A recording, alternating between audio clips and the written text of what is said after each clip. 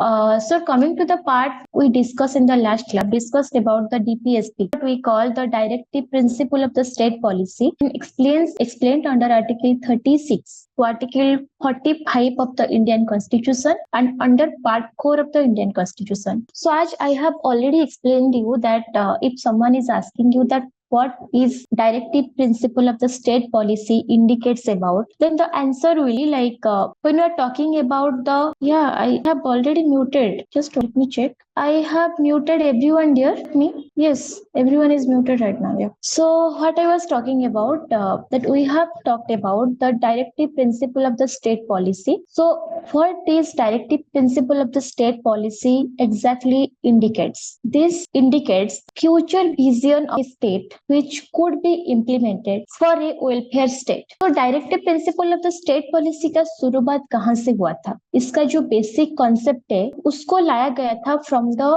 Constitution of Iran, that is Irish Constitution. The concept of the DPS, I mean the concept of the Directive Principle of State Policy, that has been borrowed. And ऐसे बोला जाए, कल मैंने जैसे आप लोगों को समझाया था कि हमेशा हर एक कंट्री का हर जरूरत अपना जो लॉ सिस्टम है वो पूरा नहीं कर पाता है. फॉर एग्जाम्पल, अगर मैं आज अपने कंट्री के लिए कुछ लॉ या फिर कुछ रूल्स या फिर कुछ रेगुलेशंस तैयार कर रही हूँ, तो ये जरूरी नहीं है कि 50 साल के बाद वही लॉ, वही रूल्स, वही रेगुलेशंस हमारा आने वाली पीढ़ियों के लिए भी लागू होगा. बिल्कुल नहीं. अगर मैं आज कोई रूल्स या कोई रेगुलेशंस को फॉलो कर रही हूँ, हो सकता है मेरा फ्यूचर जेनरेशन के लिए वो लॉ का जरूरत ही ना पड़े. उनके लिए लॉ में कुछ अमेंडमेंट लाना जरूरी हो, कुछ नया प्रॉब्लम क्रिएट हो जाए जिसको लेके उसके लिए एक नया लॉ का लाना बहुत जरूरी हो. Right? Is why the law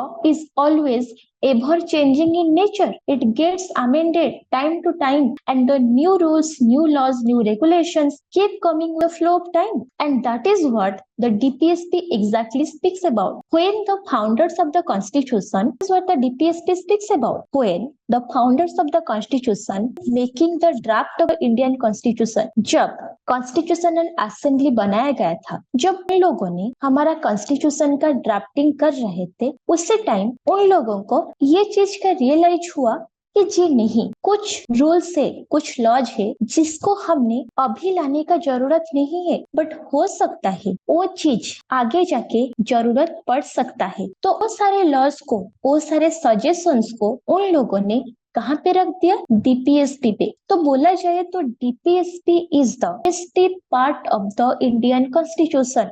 तो चलिए, अगर आप मुझे पूछते हैं कि what do you suggest part of the constitution, that means the part of the constitution which gives suggestion, which gives advice to the state for the new law. आप अगर अपना सिटीजन का भलाई चाहते हो, if you want to make a welfare state, so you should make this provision, make that provision. That is what this part of the DPSP speaks about. अगर DPSP का basic idea के बारे में किसी को कोई भी डाउट है, आई होप कि कल ऑलरेडी हमने डिस्कस किया था. यहाँ पे जितने सारे बच्चे हैं, अगर किसी को भी कोई भी डाउट है, kindly put your message in the chat box. I will be give the unmute access to that person and you can clarify your doubt, because I will start discussing each and every provisions of the DPSP one by one right now. So before proceeding to the each and every section, the basic concept of the DPSP should be clarified. Any doubt?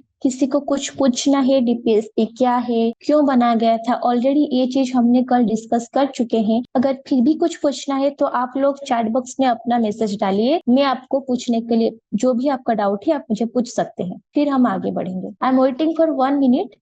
तो if you guys are listening me, then please please please put your doubt. अगर concept clear नहीं होगा तो आगे का जो भी section है आप समझ नहीं पाएंगे, जो भी आर्टिकल्स आएगा आप लोग उसको समझ नहीं पाएंगे. Ashima Tiwari, Ujma and the people who present here. Any doubt guys? If there is no doubt, we proceed further. Okay, I think you guys are having no doubt. Okay, चलिए आगे बढ़ते हैं. So when we are talking about the DPSP, let's understand the benefits of the DPSP. कि DPSP का क्या-क्या benefit point है, मतलब what are the basic features of the DPSP. DPSP का इम्प्लीमेंटेशन करने से हमारा स्टेट को क्या फायदा होता है, चलिए इसके बारे में पहले बात करते हैं। पहला चीज, the DPSP firstly suggest the state about the implementation of the model laws and implementation of the socio economic programmes. Means implementation of the model laws, जैसे कि आप लोग एक एग्जांपल ले लीजिए, द मोटर व्हीकल एक्ट, जो कि हमको बोलता है कि आपको हेलमेट पहनना जरूरी है, बिना हेलमेट में आपका चालान कट जाएगा, आपको रास्ते में अगर ड्राइव कर रहे आप 40 के स्पीड से ज्यादा नहीं चला सकते, अगर कोई स्कूल या फिर कोई ट्राइबल एरिया पे आपको ड्राइव करते हैं तो आपका गाड़ी का स्पीड इतने के लिमिट में रहना चाहिए। आपका मोटर व्हीकल एक्ट जितना सारा रूल्स या रेगुलेशन को गवर्न करता है, जो जो रूल्स एंड रेगुलेशंस के बारे में बताता है, क्या वो एक्ट पहले था? नहीं था, क्योंकि हमारा इंडिया पे तभी गाड़ी, फिर आपका कार हो गया, मोटर बाइक हो गया, वो सब का इतना यूज नहीं हो रखा था, राइट। लोगों ने तभी साइकिल वगैरह यूज करते थे, and eight that point of time लोगों पैदल पे जाना या फिर पब्लिक ट्रांसपोर्ट यूज करना ज्यादा प्रिफर करते थे। People are not that much rich at that point of time. अगर आप करेंट सिनेरियो को देखें तो हर घर में एक एक कार है, आपके घर पे भी एक दो कार होगा, एक दो बाइक होगा, राइट। तो अगर उसी की बात करें तो बढ़ती व्हीकल के साथ साथ हमारा इंडिया पे एक्सीडेंट का रेट भी बढ़ गया है। तो तभी गवर्नमेंट को ये चीज का रियलाइज हुआ कि आज हमारे इंडिया पे अभी गाड़ी मोटर का संख्या बढ़ गई है, तो उसको गवर्न करने के लिए, एक्सीडेंट को नंबर को रोकने के लिए भी कुछ लॉ, कुछ रेगुलेशन होना चाहिए। There should be certain model laws which will prohibit the accidents. नागरिकों का अपना नागरिकों का जान का सुरक्षा करने के लिए हर एक state government motor vehicle act का फॉलो करता है, राइट। तो ये जो चीज हो गया ना, इसको बोलते हैं model laws. And second thing, the socio economic principles, उसके बारे में हमने ऑलरेडी कल बात कर चुके थे। What do we understand by the socio economic principles? The economic principles, the social principles which is for the welfare of the society. प्रधानमंत्री ग्राम सड़क योजना, आपका प्रधानमंत्री धन मन योजना, प्रधानमंत्री महिला सुरक्षा योजना, lot of schemes has been provided by the central government, the state government, for the welfare of the public, the welfare of the people. And that comes under your socio-economic behavior, socio-economic culture, socio-economic schemes for the development of the society, for the development of the human beings, right? So that comes under the DPSP. DPSP only suggests the state कि आप लोगों का भलाई के लिए, to become a state, you have to take these steps as well. Coming to the next part, land reform laws by the state. The third, planning commission and NITI Aayog. NITI Aayog के बारे में आप लोगों को पता होगा। प्लानिंग कमीशन जो कि इंडिया का हर एक चीज का प्लानिंग पे हेल्प करता है, आपका पॉलिटिकल चीजें हो या फिर आपका जंगल का सुरक्षा के लिए, for the safeguard of the state. There are also commission set up, the forest commission जो कि पेड़ों का, जंगल का सुरक्षा के लिए काम करता है, उसका भी आना बहुत जरूरी है। Next comes the land reformation laws, जहाँ पे आप लोगों को अपने लैंड पे पूरा हक दिया जाता है। जैसे कि आप लोगों को पता होगा, हमारा एंशिएंट इंडिया के टाइम में राजा महाराजा का जमाना था। तो उस जमाने पे क्या होता था ना कि फॉर एग्जाम्पल आप कोई राजा महाराजा का वंशधर हो या फिर उनका कोई इनहेरिट हो, आप कोई जमींदार हो, स्पेसिफिकली वो जमींदार का प्रथा एंशिएंट इंडिया में बहुत चलता था, जहाँ पे जमींदार लोगों के पास क्या होता था ना, करोड़ों का जमीन होता था, एकड़ एकड़ का जमीन होता था। बट तब गरीब लोग जो होते हैं ना, उन लोगों के पास कुछ नहीं होता था, and they were used to be exploited by the zamindars. आप लोगों ने इसके बारे में बहुत सारा कहानियां सुने भी होंगे, जहाँ पे जमींदारों ने क्या करते थे कि गांव का जो भोले भाले मासूम लोग हैं ना, उनको दे देते थे, मतलब उनके कोई बुरे टाइम आ गया, उनको उनके बुरे टाइम पे कुछ पैसा का हेल्प कर दी, और उसी पैसा के ऊपर, उसी लोन के ऊपर उन लोगों ने क्या करते थे, हेवी अमाउंट का इंटरेस्ट का अमाउंट इम्पोज करते थे, जो कि इंटरेस्ट का अमाउंट जो इतना हेवी होता था कि वो अमाउंट वो इंसान पे नहीं कर पाता था, क्योंकि वो बहुत फैमिली से बिलोंग करते थे, तो उनके द्वारा ये हो ही नहीं सकता था कि वो इतना हेवी अमाउंट पे कर सके। तो एट द एंड क्या होता था, वो जमींदार जो लोग होते हैं उन लोगों ने ये गरीब लोगों का जमीन छीन लेते थे। तो इसी तरीके से उन लोगों के पास जमीन का जो अमाउंट वो बढ़ता जा रहा था और गरीब लोग ज्यादा गरीब होते जा रहे थे। But the land reform law has been brought after the independence, जहाँ पे ये बोला गया है कि आप किसी के भी जमीन को जबरदस्ती अख्तियार नहीं कर सकते। That comes under the reformation law, the reformation act, which advises the state to work for the equal distribution of the wealth। अगर ये मेरा जमीन है तो इससे में मेरा हक होना चाहिए, कोई जमींदार का नहीं। एंड लोन का बहाने से मेरे से कोई भी अपना जमीन छीन नहीं सकता। That comes under the Land Reform Act, a land reform law, and that is also suggested by the DPSP. Clear? The next point comes the acts or the laws related to industrial workers, जहाँ पे आप लोगों को ये बताया जाता है कि अगर कोई इंडस्ट्री में काम करते हैं, जो इंडस्ट्रियल वर्कर होते हैं। थोड़ा सा पीछे जाती हूँ, आप लोगों को एक चीज बता देती हूँ। जब हम लेबर लॉ के बारे में बात करते हैं ना, लेबर लॉ ना पहले नहीं था। वहां पे एक चीज चलता था ना कि अगर कोई लेबर का फॉर एग्जाम्पल इंडस्ट्री में कोई फैक्ट्री में कोई काम कर रहा है, काम करते करते उसी का मौत हो गया हो, तो क्या होता था, मौत होने के बाद उसी के फैमिली को कुछ अमाउंट का कंपेंसेशन पकड़ा देते थे, उसको भगा देते थे। बट ये चीज में काफी चेंजेस आ चुका है इन आवर करेंट सोसाइटी। अभी लेबर लॉज का इम्प्लीमेंटेशन हो चुका है, राइट। एंड हमारे लॉ के हिसाब से the concept of the absolute liability has been implemented. The concept of the master servant relationship has been implemented in the new law. चलिए थोड़ा सा आपको आइडिया देती हूँ। आप पूछेंगे कि टॉर्ट लॉ पे मैम अभी जा रहे हैं, ठीक है, क्योंकि ये रिलेवेंट है, आपको बताना जरूरी है तो बता रही हूँ। तो ऑफ टॉर्ट पे अगर आप पढ़ेंगे तो concept of the master servant relationship क्या बोलता है। फॉर एग्जाम्पल, मैं आपका मास्टर हूँ, आप मेरे सर्वेंट है, आप मेरे अंडर काम करते हैं। ओके, एक छोटा सा एग्जाम्पल लीजिए, मैं एक इंडस्ट्री का मालिक हूँ, आप मेरे अंडर कार चलाते हैं। ओके, तो आप मेरे काम के सिलसिले पे कहीं पे मेरे ही कार लेके गए हुए हैं कोई काम करने के लिए। तो बीच रास्ते में क्या हुआ ना, आपका एक्सीडेंट हो जाता है, कार चला के जा रहे बीच रास्ते पे आपका एक्सीडेंट हो जाता है। तो उसी मैटर पे, उसी सेक्टर पे अगर मैं कहूँ तो एक्सीडेंट तो आपका हुआ है, ये तो एक नेचुरल सिनेरियो था, तो मैं आपको कंपेंसेशन क्यों दूं? क्या ये फेयर रहेगा? बिल्कुल नहीं, क्योंकि आपका अगर एक्सीडेंट हुआ है तो किसके वजह से हुआ है? मेरे वजह से हुआ है। किसके अंडर काम कर रहे थे? मेरे अंडर काम कर रहे थे। यहाँ पे मास्टर कौन था? मैं मास्टर थी। आप लोगों ने मेरे लिए काम करने के लिए जा रहे थे और मेरे काम करने के बीच में अगर आपको कुछ भी तरह का चोट आती है, कुछ भी तरह का हानि पहुंचता है, तो इसीलिए रिस्पॉन्सिबिलिटी भी मेरा ही बनती है ना। यहाँ पे I am totally liable for your loss. अगर आपको कोई फिजिकल इंजुरी होता है, मेंटल इंजुरी होता है, या फिर आपका डेथ हो जाता है, कुछ भी होता है, तो उसी का रिस्पॉन्सिबिलिटी, उसी का रिस्क किसके ऊपर आएगा? मास्टर के ऊपर आएगा। And that is called the master servant relationship under the tort. वही इंप्लीमेंट कर दिया गया है। And that is also comes with the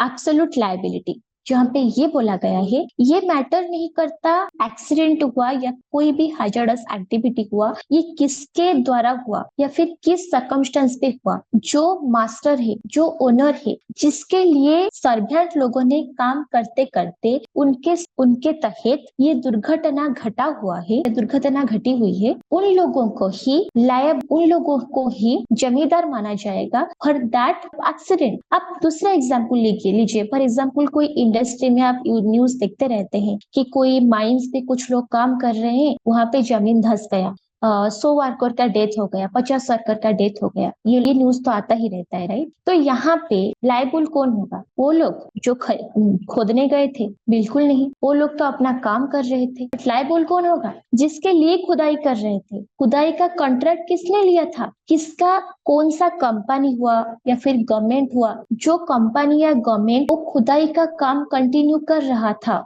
who is the owner of activity, that one will be responsible for that act. Is called the absolute liability. Absolute liability में ये matter नहीं करता कि वो जो दुर्घटना हुआ है या फिर किसी इंसान का डेथ हो गया है, किसी का चोट पहुंचा हुआ है, कि वो कौन सा सर्कमस्टेंसेस पे हुआ है। ये देखा जाएगा कि अगर कोई इंसिडेंट घटा हुआ है तो उसके पीछे मास्टर कौन है, who is the responsible authority for that, and that authority will be fully liable for the act of the workers. Clear? And that is called the master servant relationship and the absolute liability. तो यहाँ पे जो हमने बात कर रहे थे ना, इंडस्ट्रियल वर्कर्स के लिए जो लॉ बनाया गया है, which is suggested under the DPSP, which comes the sociological principle of the DPSP, जहाँ पे ये बोला जाता है कि सोसाइटी पे हर कोई जो वेज वर्कर होते हैं या फिर जो भी इंडस्ट्रियल वर्कर होते हैं या फिर कोई कॉर्पोरेट वर्कर होते हैं, उनके लिए रिलेवेंट लॉ का बनना जरूरी है। उस लॉ के तहत ये बताया गया है कि अगर उनके साथ कुछ भी बुरा होता है तो उनका रिस्पेक्टिव कंपनी उनका ये लॉस के लिए भागीदार होता है, and the company is totally liable to compensate that person for the loss. And this is also important principle of the DPSP. ये जो लॉ, लेबर लॉ नया जो इंडिया पे लाया गया है, ये सब 1947 के टाइम नहीं था। In the year of 1947, this was not existing in India. This industrial laws, this labor laws, this was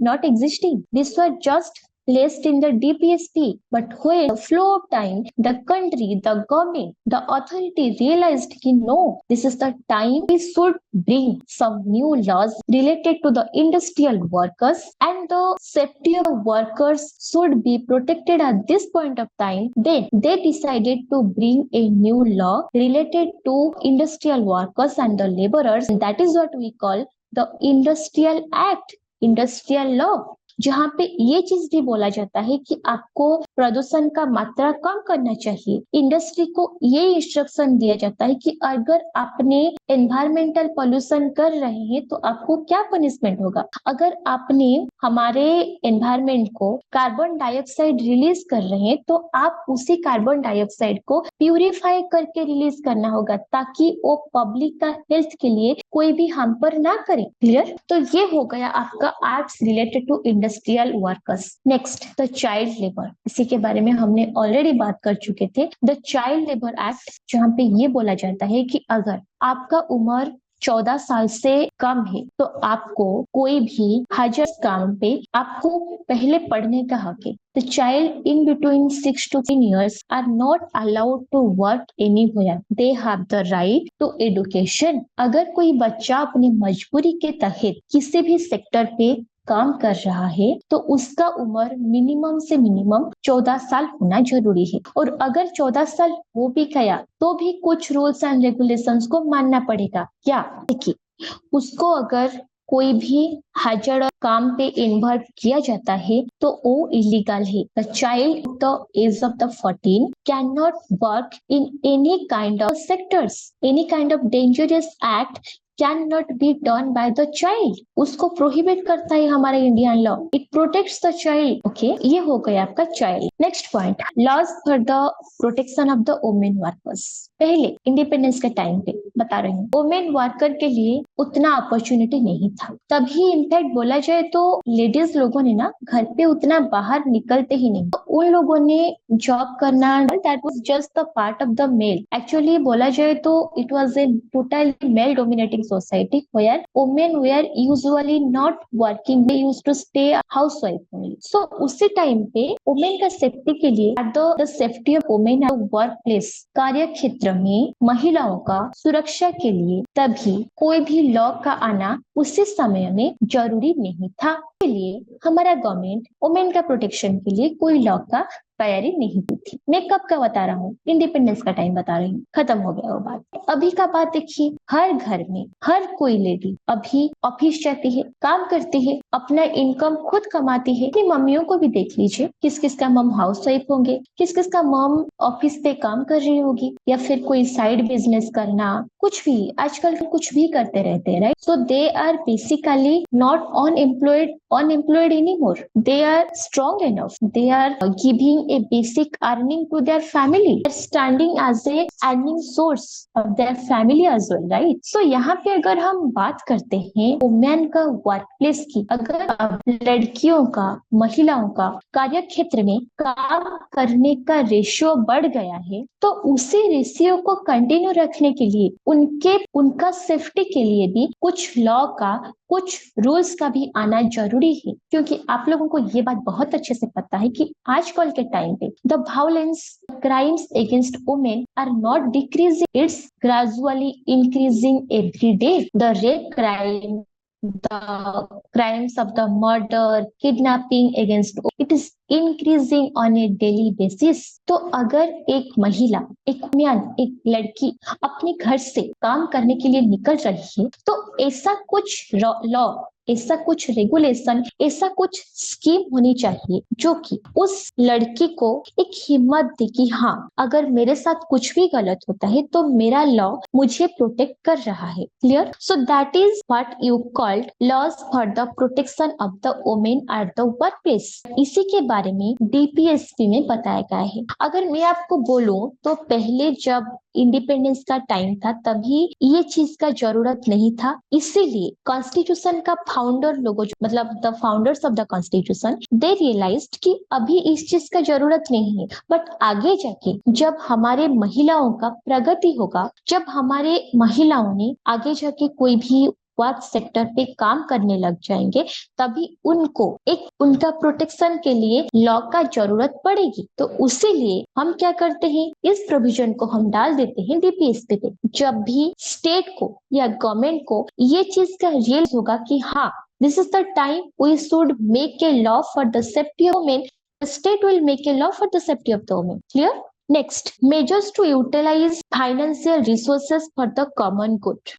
आपका जो भी फाइनेंशियल रिसोर्सेस है, गवर्नमेंट, फॉर एग्जाम्पल आप एक छोटा सा एग्जाम्पल ले लीजिए, जैसे कि गवर्नमेंट हमसे टैक्स लाए, we are talking about the taxation, right? अगर हम लोगों ने 10 लाख से ज्यादा कमाते हैं तो उसी से 3%, 4%, 5% गवर्नमेंट तो हमसे ले लेता है कि नहीं? बिल्कुल लेती है। तो गवर्नमेंट हमसे टैक्सेशन के हिसाब से जो भी फाइनेंशियल बेनिफिट ले रहा है, उसको उसके ऊपर तो हमारा ही हक है ना, क्योंकि वो पैसा गवर्नमेंट हमसे ले रहा है। तो डीपीएस पे ये बोला गया है कि गवर्नमेंट अगर सिटीजन से कोई भी फाइनेंशियल बेनिफिट लेता है तो वो पैसे को सिटीजन्स का बेनिफिट के लिए ही इम्प्लीमेंट करवाना चाहिए। वो पैसे को सिटीजन का प्रॉफिट के लिए ही, सिटीजन का वेलफेयर के लिए ही यूटिलाइज करवा देना जरूरी है। नेक्स्ट, फ्री लीगल एड, जिसके बारे में हमने ऑलरेडी कल बात किया था। फ्री लीगल एड का मतलब ये होता है कि अगर आपके पास, आप एक गरीब इंसान हो और आपके पास अपना कोर्ट फी देने के लिए पैसा नहीं है,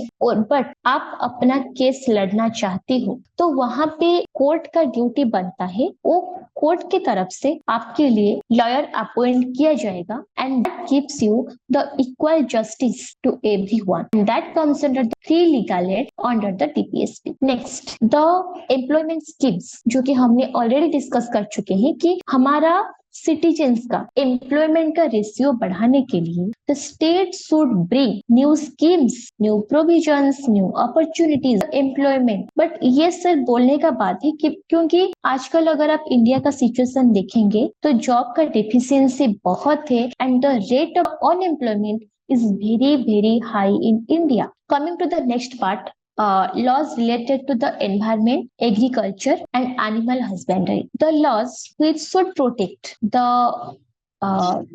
environment, मतलब आपका जंगल का प्रोटेक्शन के लिए, आपका एनवायरमेंट का प्रोटेक्शन के लिए। एनवायरमेंट आप बेसिकली 3 तरह का प्रोटेक्शन के बात करते हैं, एयर, वाटर एंड दो तरह का हम प्रोटेक्शन के बाद, दो तरह का एनवायरमेंटल प्रोटेक्शन की हम बात करते हैं, the protection of the air and the protection of the water. पानी का प्रोटेक्शन करना चाहिए और हवा का प्रोटेक्शन करना चाहिए और आपका जंगल का प्रोटेक्शन करना चाहिए। ये 3 आपका बेसिक चीज आता है अंडर द एनवायरमेंटल प्रोटेक्शन। तो पेड़ का, जंगल का प्रोटेक्शन करने के लिए भी लॉ है, आपका एयर प्रोटेक्शन, जैसे कि हमने थोड़ी देर पहले बात कर रहे थे, और industrial act, it speaks about the environmental protection, जहाँ पे आपको ये बोला जाता है कि अगर आप विभिन्न मतलब हमारे एनवायरमेंट को, वायु को CO2 का रिलीज कर रहे हो या फिर कोई भी गैस का रिलीज कर रहे हो, तो उसको प्यूरिफाई करके रिलीज करो। दैट मीन्स जब आप कोई भी हाजरस सब्सटेंस को हमारे वायु में छोड़ रहे हो, तो आप उसी को इसी तरह से प्यूरिफाई करके छोड़ो ताकि वो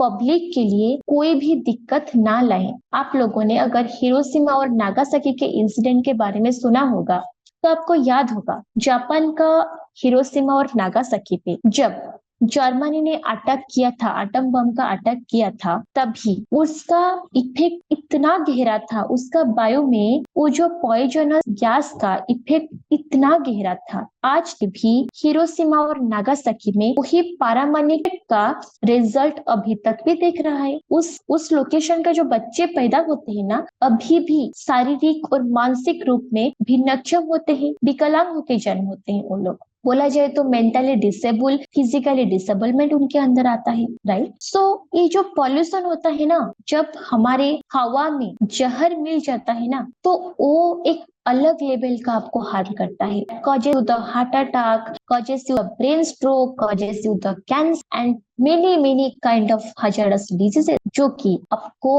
आपकी जान भी ले सकती है, राइट। तो इसीलिए आपका प्रोटेक्शन के लिए, आपका परिवेश का, एनवायरमेंट का प्रोटेक्शन के लिए there are the laws. It speaks about the environment protection and that is a major provision under the DPSP, which is explained under the DPSP that the state should make certain laws for the protection of the environment, the protection of the human beings, the protection of the nature. Here, next part, protection of the animal husbandry and the protection of the agriculture. Agriculture के बारे में बात करते हैं। अगर आपका agriculture सुरक्षित नहीं रहेगा, तो शायद हम लोगों ने भूखे मर जाएंगे। सिंपल सी बात है। अगर हम लोगों ने एग्रीकल्चर के फील्ड में डेवलप ना करेंगे, अगर इंडिया में if there is no cultivation in India, if there is no production wheats, rice और any kind of things India, how we are going to survive?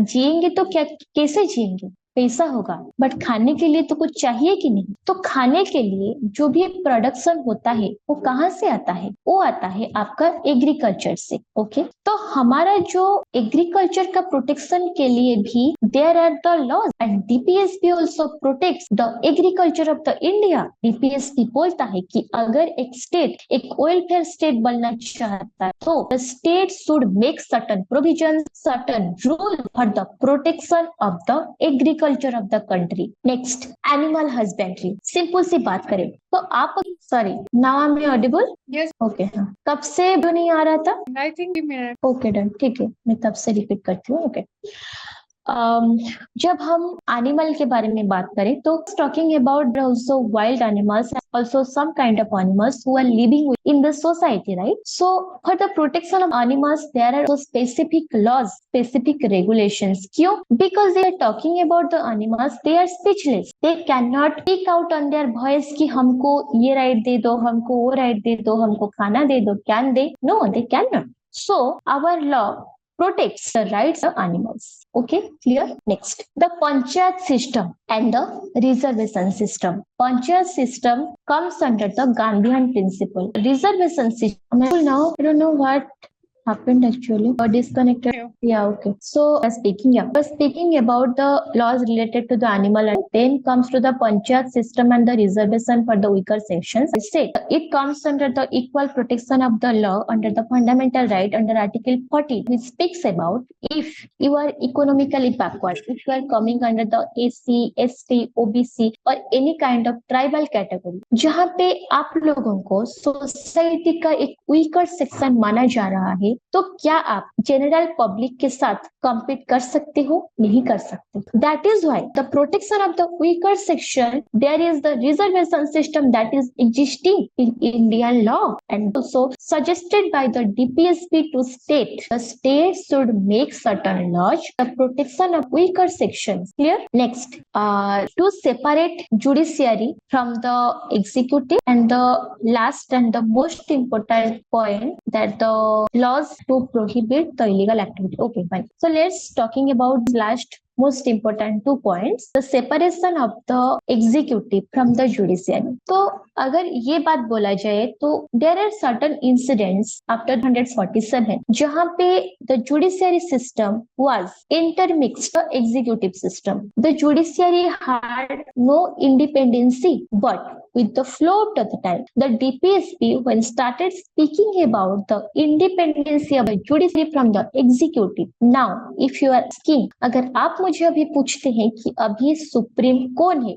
तो मेरा जवाब रहेगा the supreme authority nowadays is only and only judiciary system. समझ में आया? अगर अभी legislation ऐसा कुछ लॉ लाता है जो कि सोसाइटी का पब्लिक के लिए सही नहीं है, तो उसी लॉ को अगर कोई डाउन कर सकता है, अगर उसी को कोई पब्लिक पॉलिसी के अगेंस्ट बोल के रद्द कर सकता है या फिर उसी लॉ का इम्प्लीमेंटेशन को बंद कर सकता है, what is it? It is the only judiciary. The judiciary has the all basic rights to control the executive as the legislative action so that the authorities, the leaders cannot act according to their monopolistic principles. Clear? The next part, laws against the foreign policy and illegal activities. आप अगर black money का बात करें, illegal activity का, कोई भी तरह का इलीगल एक्टिविटी का बात करें, तो उसी के अगेंस्ट लॉ का इम्प्लीमेंटेशन भी होना चाहिए. So explained under the directive principle of the state policy of the Indian Constitution. So these are the basic features of the Indian Constitution. Okay, so coming to the principle of the DPSP, there are basically kind of principle under the DPSP. The first principle is the socialistic principle, the second is the Gandhian principle, and the third one is the liberal intellectual principle. तो socialistic principle पे आपको क्या बताया जाता है? जो कि society के रूल्स और रेगुलेशंस को गवर्न करता है, जो कि सोसाइटी का बेनिफिट के लिए काम करते हैं, उसको बोलते हैं हम socialistic principle. The second is the Gandhian principle. Gandhian principle क्या बोलता है? सिंपल सी बात बोलता है गांधीयन प्रिंसिपल. गांधीयन प्रिंसिपल के हिसाब से आप अगर गांधी जी के पॉलिसीज को थोड़ा सा ओवरलैप करके देखें तो ये बताते हैं गांधी जी के पंचायत सिस्टम के बारे में, ये आपका equal pay for the equal work and the reservation for SC, ST, the economically backward classes people, and the most importantly the Khadi system, where the principle of the Mahatma Gandhi that has been specially protected by the DPSP under the Gandhian principle, ताकि state को आगे जाके एक welfare state बनने के लिए जब भी जरूरत पड़े the state should follow the Gandhian principle to continue. Clear? Next point, the liberal किए थे right to life and personal liberty के बारे में. तो liberal principle gives the citizen the liberty, the basic fundamental rights to enjoy all kind of social economical benefits as well. So now let's continue the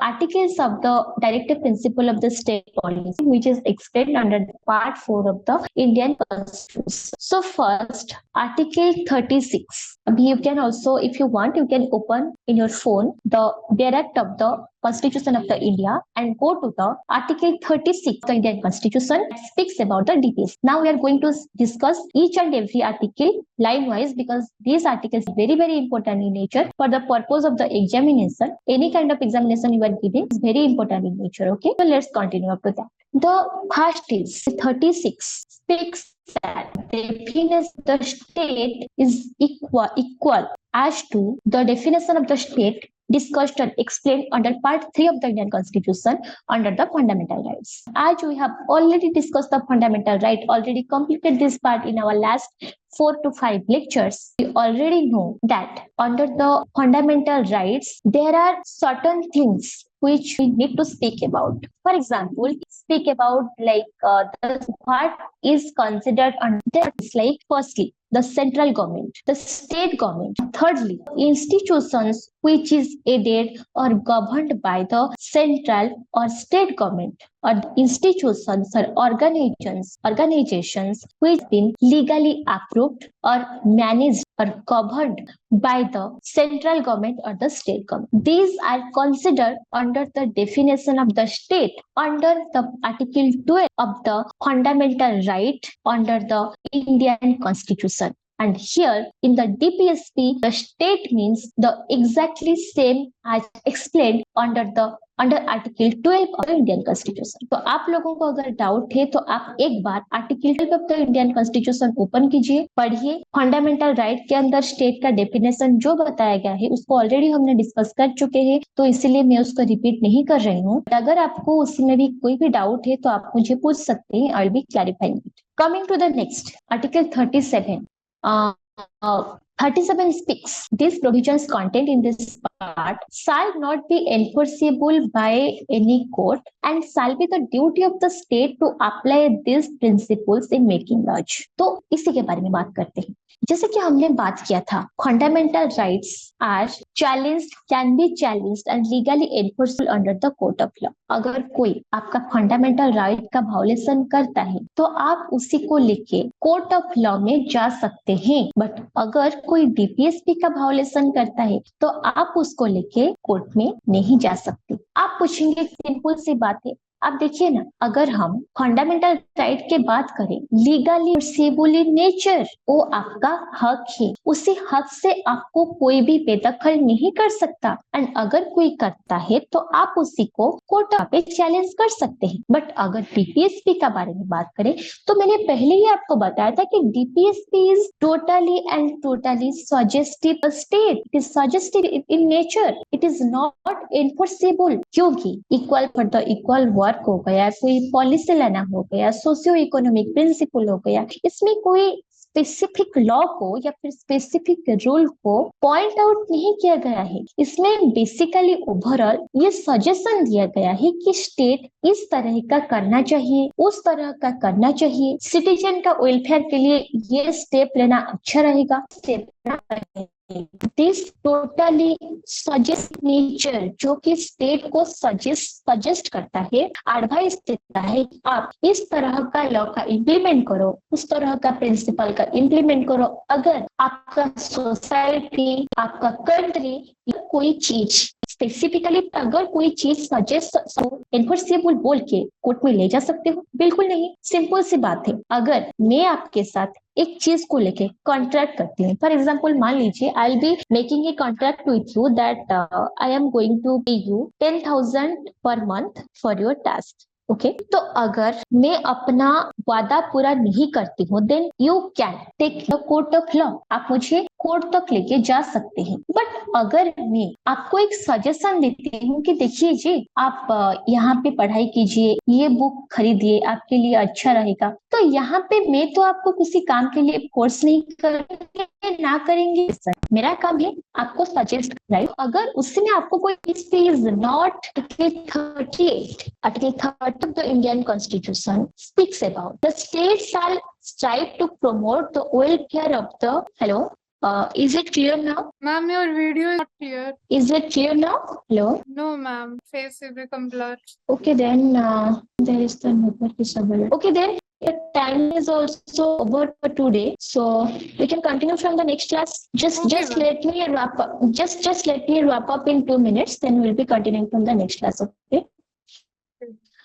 So what I was talking about, The Article 36 speaks about the state. Article 37 speaks about the DPSP cannot be challenged under the court of law because as I explained, it is suggestive in nature. ये आपको कोई चीज का suggestion देता है तो आप उसी को लेके कोर्ट ऑफ लॉ पे नहीं जा सकते. The thing is very simple. Okay, तो अंडर आर्टिकल 38 ये बोला जाता है the state shall promote the welfare of the people, securing and protecting the socio-economical justice, the political justice and inform the institutions of the national life. तो बोला जाए तो article 38 ये बोला गया है कि स्टेट को सोशल, इकोनॉमिकल, पॉलिटिकल जस्टिस के लिए या फिर सोशल, इकोनॉमिकल या पॉलिटिकल बेनिफिट के लिए लॉज, रेगुलेशंस का इम्प्लीमेंटेशन करना चाहिए. And what is it all about? We are going to study it in the next class itself. So what we studied in the today's class?